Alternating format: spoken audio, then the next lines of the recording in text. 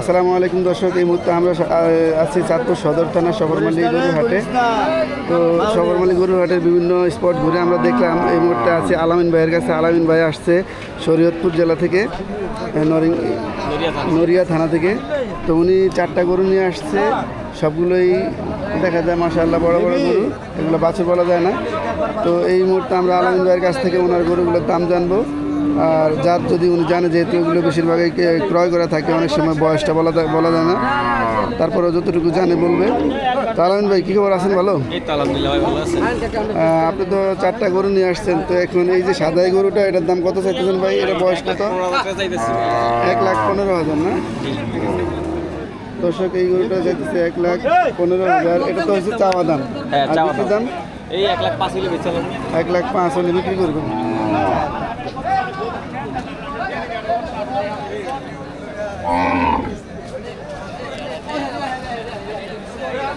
তারপরে ভাই আলামিন ভাই, তারপরে এই যে এটা কি জাত? এটা ফিজিয়ান জাত। ফিজিয়ান জাত, এটার বয়সটা জানা আছে? 3 বছর বয়স। তো ফিজিয়ানের এই 3 বছর বয়সের এই গরুটার কত দাম চাইতেছেন কত ভাই?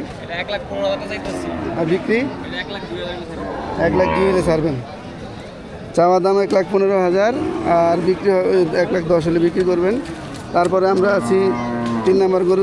এটা কি জাত ভাই? কালো, এটা হচ্ছে ক্রস।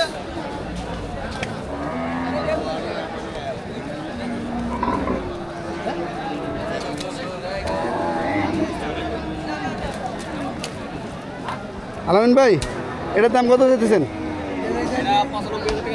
95,000। এটা বয়সটা বলা যাবো? 4 বছর বয়স। আর এই যে সাদা, এটা সাদা, এটা দেশি। এটার দাম কত চাইতেছেন?